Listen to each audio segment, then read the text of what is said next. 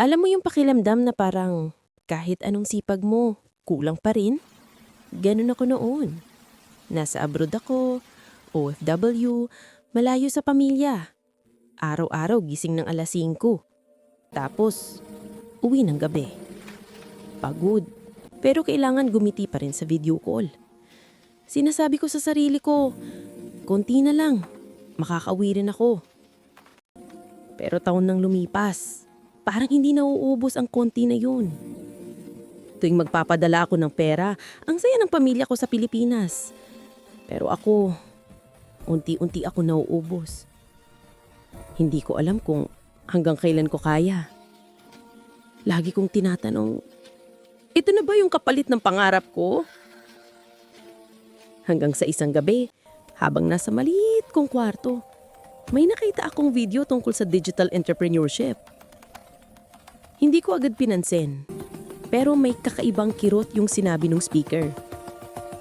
Kung paulit-ulit mong ginagawa ang parehong bagay, huwag kang umasa sa ibang resulta.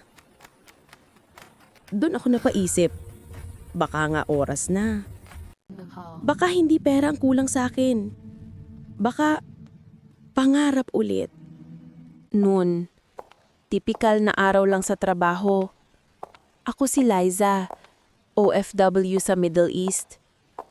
12 oras sa opisina. Tapos tulog, gising, ulit. May isang kaibigan ako doon, si Maricel. Kapabayan din. Madalas, sabay kami mag-lunch. Liza, uuwi ka na ba this year? Hindi pa siguro. Hindi pa sapat yung ipon ko. Tuition pa ni ate at ni kuya. Grabe ka, ilang taong ka na rito. Hindi ka pa ba napapagod? Pagod. Oo. Pero anong choice ko? Tahimik kaming kumain. Sa labas, tirik ang araw, parang sumisigaw ang init.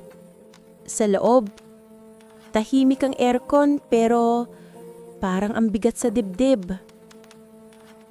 Gabi-gabi, ganun din. Pauwi ako sa kwarto, nag-iisa, habang nakatingin sa kisame. Minsan, naiiyak na lang ako ng walang dahilan. Naiinggit ako sa mga nakikita kong tao online. May business, may time, may freedom. Samantalang ako, palaging pagod. Isang beses, nasira yung cellphone ko. Doon ko naramdaman yung lungkot. Kasi wala akong ibang libangan, kundi mag-scroll tuwing break. Kaya napilitan akong bumili ng bago. Pagbukas ko, may lumabas ulit na video tungkol sa freelancing at digital business. Parehong video na dati kong ini-skip. Pero ngayong gabi, pinanood ko. Kung kaya mong magtrabaho ng 12 oras para sa pangarap ng iba, kaya mo ring mag-invest sa oras para sa sarili mong pangarap. Tumahimik ako. Napaisip. Totoo eh. Buong buhay ko puro trabaho para sa iba. Wala man lang akong oras magtanong kung anong gusto ko talaga. Kinabukasan, habang nag-aayos ako ng papel, tinanong ako ni Maricel, "Ba't parang tuliro ka?" Ewan ko, may pinanood lang ako kagabi. Parang gusto ko ring subukan yung digital business. Online? Nako, baka scam lang yan. Yun nga rin iniisip ko. Pero hindi nawala sa isip ko yung idea. Kahit pagod na ako sa trabaho, gabi-gabi nanonood ako ng mga tutorial. Walang internet sa dorm kaya pumupunta ako sa cafe para lang makapanood. At doon nagsimula yung kabuluhan sa isip ko. Pipilitin ko pa bang magtiis dito? O sisimulan ko ng unti-unti yung panibagong landas? Lumipas ang mga linggo, ramdam ko na may mali. Hindi na ako ganun kasaya sa trabaho.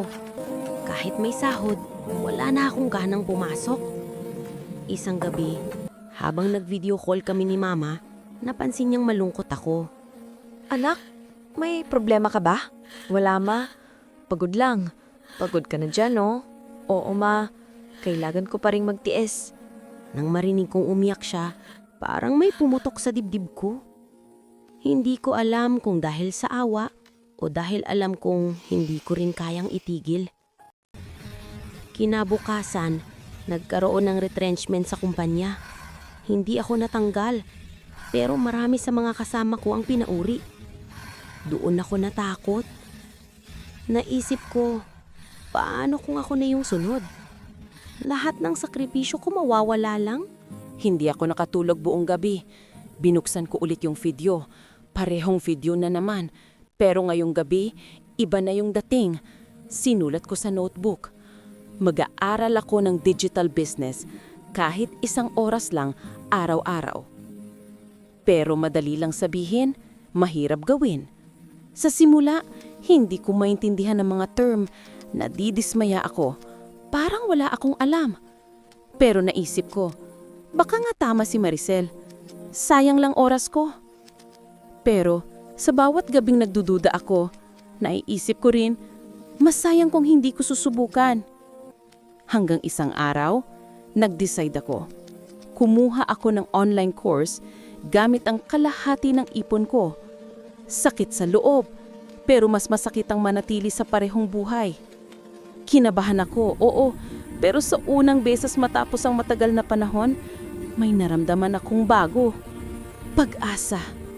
Simula noon, nagbago ang routine ko. Galing trabaho, diretsong kafe. May laptop ako, may kape, at may bagong layunin. Hindi ako sanay sa mga term tulad ng funnels, content strategy, o social media marketing. Pero araw-araw, pinipilit kong intindihin. Sabi ko sa isip ko, hindi ko kailangan maging expert ngayon. Kailangan ko lang magsimula. Minsan, tinatawanan ako ng mga kasama ko. Liza, baka scam yan. Wala namang yumayaman sa cellphone. Oo nga, baka nga. Pero baka rin hindi. Tuwing weekend, ginagawa kong learning day. Minsan, inabot ako nung madaling araw kakapanood ng tutorial. Nahihirapan akong mag-edit, mag-design, gumawa ng post.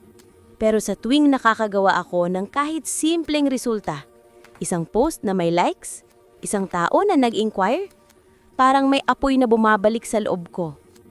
Pagdating ng 3 buwan, sinubukan kong gumawa ng maliit na online store.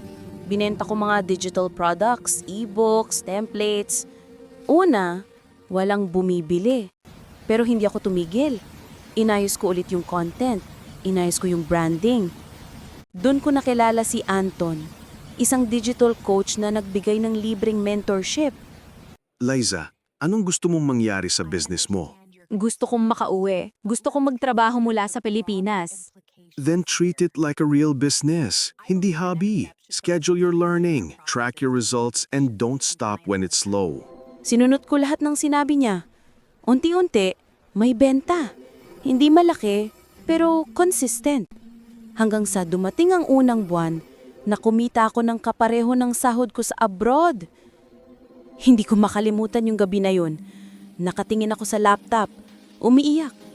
Kasi sa wakas, may daan palabas. Pag uwi ko sa Pilipinas, hindi ko agad sinabi sa lahat. Tahimik lang ako nagtrabaho, mas nag-focus ako sa pag-scale ng business. Ginamit ko yung mga natutunan ko sa marketing para magtayo ng brand. Ngayon, may sarili na akong online team, may mga client ako sa ibang bansa.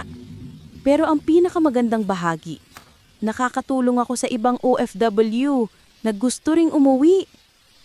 Liza, ikaw to? Ikaw ba yung nagtuturo ngayon sa digital business? Oo, ako yun. Sabi ko na may paraan palang umuwi ng hindi talo. Nakangiti ako habang sinasabi yun kasi, totoo, hindi ko kailangan maging pinakamatalino. Kailangan ko lang maniwala na kaya kong matuto. Ako si Liza, dating OFW na akala ko wala nang ibang landas kundi magtiis. Pero natutunan kong hindi lahat ng sakripisyo ay kailangang magtagal habang buhay.